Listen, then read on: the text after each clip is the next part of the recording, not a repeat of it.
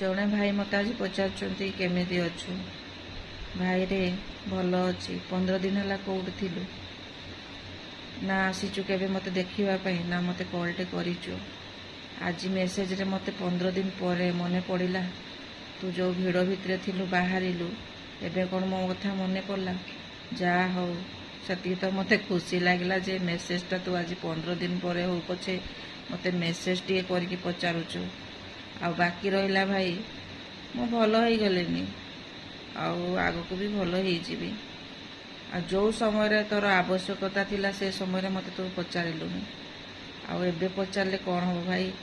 ଠିକ୍ ଅଛି, ତୁ ପଚାରିଛୁ, ବହୁତ ବହୁତ ଧନ୍ୟବାଦ।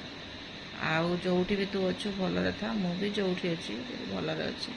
ଆଉ କିଛି ଆବଶ୍ୟକତା ନାହିଁ ଭାଇ, ହେଲା। ପଚାରିଥିବାରୁ ତୋତେ ମୁଁ ଏଇଠୁ ସେଲୁଟ୍ଟେ ମାରୁଛି ରେ ଭାଇ।